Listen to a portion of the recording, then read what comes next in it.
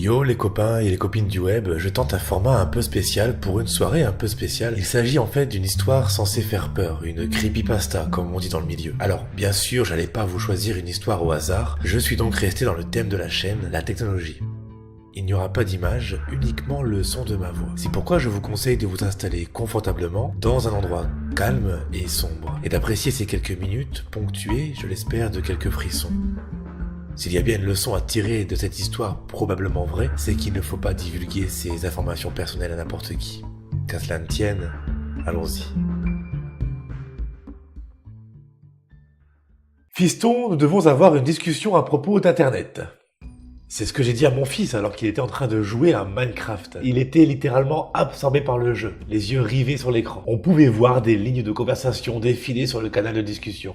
Fiston, peux-tu arrêter ton jeu quelques minutes ? Pour une fois, il a accepté de quitter le jeu et même d'éteindre l'ordinateur. Il m'a demandé si j'allais encore lui raconter une de mes histoires ringardes. J'ai fait semblant d'avoir le cœur brisé en lui faisant remarquer que d'habitude, il avait l'air de les aimer, mes histoires ringardes. Il avait grandi en écoutant mes histoires qui parlaient d'enfants rencontrant des sorcières, des fantômes, des loups-garous, des trolls. Comme beaucoup de parents, j'ai utilisé ces contes pour, en quelque sorte, apprendre la prudence à mon fils. Les pères célibataires comme moi se doivent d'user tous les outils pour l'éducation des enfants. Il m'a gentiment dit que ça lui plaisait quand il avait 6 ans, mais que maintenant qu'il avait grandi, ça ne lui faisait plus peur et qu'il trouvait même ça un peu stupide. Il a ajouté qu'il voulait bien en écouter une quand même sur internet, mais seulement si je la rendais vraiment très effrayante. J'ai un peu hésité, mais il m'a rappelé qu'il avait 10 ans et qu'il n'était pas froussard. Alors j'ai dit que j'allais essayer. On est alors descendu dans le salon et j'ai commencé à raconter l'histoire. Il était une fois un garçon nommé Colby. On pouvait voir la déception sur son visage. Il avait l'air de se dire « Encore une histoire pour gamin de papa ». Colby s'était connecté à Internet et avait navigué sur plusieurs sites pour enfants. Au bout d'un moment, il avait commencé à parler à d'autres enfants via des jeux online ou sur des forums. Il s'était même lié d'amitié avec un autre garçon de 10 ans nommé Helper23. Ils aimaient les mêmes jeux vidéo et les mêmes séries. Ils rigolaient aux blagues de l'un et de l'autre. Ils découvraient de nouveaux jeux ensemble. Après plusieurs mois d'amitié, Colby avait offert 6 diamants dans le jeu sur lequel il jouait alors. C'était un cadeau très généreux. L'anniversaire de Colby s'approchait à grands pas et Helper23 voulait lui offrir un super cadeau dans la vraie vie. Colby avait pensé que ce ne serait pas grave s'il donnait son adresse à Helper23 à condition qu'il promette de ne pas la divulguer à des étrangers ou à des adultes. Helper23 avait juré de ne rien dire, même pas à ses propres parents, et avait posté le colis. J'ai interrompu mon récit pour demander à mon fils s'il pensait que c'était une bonne idée que l'enfant donne son adresse à Helper23. Il a dit que non. Malgré lui, il avait fini par se laisser emporter par l'histoire. Eh bien, Colby ne trouvait pas l'idée bonne non plus. Il se sentait coupable d'avoir donné son adresse, et sa culpabilité ne faisait qu'augmenter, de plus en plus. Alors qu'il enfilait son pyjama la nuit suivante, sa culpabilité et sa peur étaient telles qu'il n'avait jamais ressenti quelque chose d'aussi fort auparavant. Il s'était convaincu d'avouer la vérité à ses parents. La punition serait dure, mais au moins il aurait la conscience tranquille. Il s'est glissé dans son lit en attendant que ses parents viennent lui souhaiter bonne nuit. Mon fils savait que la partie effrayante allait venir. Il était quand même un peu angoissé et agrippait fermement mon bras.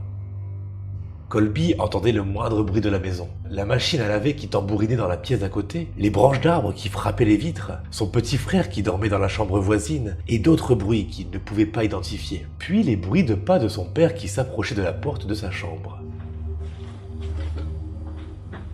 Papa, j'ai quelque chose à te dire.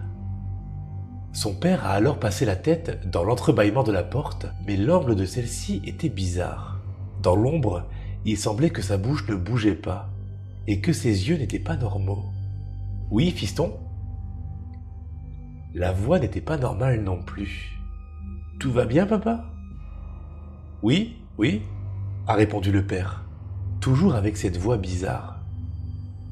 Colby s'est enfoncé dans les couvertures, inquiet. « Maman est là ?»« Me voilà !» La tête de sa mère a émergé en dessous de celle de son père. Sa voix semblait fausse, forcée. « Allais-tu nous dire que tu as donné notre adresse à Helper23 ? Tu n'aurais pas dû faire ça. Nous t'avons toujours dit de ne pas révéler tes données personnelles sur Internet. » Elle a continué. « Ce n'était pas un enfant. Il faisait juste semblant d'en être un. Tu sais ce qu'il a fait ? Il est venu chez nous, a pénétré à l'intérieur, puis nous a assassinés, tous les deux, juste pour passer un bon moment avec toi. » Un homme a alors émergé de derrière la porte de sa chambre, tenant dans ses mains 2 têtes tranchées. Colby hurlait et haletait, tandis que l'homme laissait tomber les têtes sur le sol, dégainant un large couteau. Il est entré dans la chambre et s'est dirigé vers le garçon. Mon fils avait hurlé également. Il s'est protégé les yeux avec ses mains, mais l'histoire ne faisait que commencer. Après plusieurs heures, le garçon était quasiment mort, et ses cris s'étaient transformés en pleurs. Le tueur avait alors remarqué les lamentations d'un bébé venant de la chambre d'à côté. C'était un régal pour lui. Lui qui n'avait encore jamais assassiné un bébé, et était alors enthousiaste à cette idée. Helper 23 a retiré le couteau du ventre de Colby, le laissant à l'agonie, avant de suivre les cris dans la maison comme un appel des sirènes. Dans la chambre du bébé, il s'est approché du landau, a pris le nourrisson dans ses bras. Il s'est dirigé vers la lumière pour mieux le voir. Alors qu'il le tenait dans ses bras, les pleurs du bébé se sont arrêtés. Il souriait. Helper 23 n'avait jamais encore tenu un bébé dans ses bras, mais il le berçait comme s'il l'avait fait toute sa vie. Il a essuyé ses mains ensanglantées sur une couverture afin qu'il puisse caresser la joue du bambin. « Hé, coucou toi !» La lueur de sadisme dans son regard s'était éteinte, laissant place à un regard bienveillant et chaleureux. Il est alors sorti de la chambre, l'a nommé William et a même décidé de le ramener chez lui pour l'élever comme son propre enfant.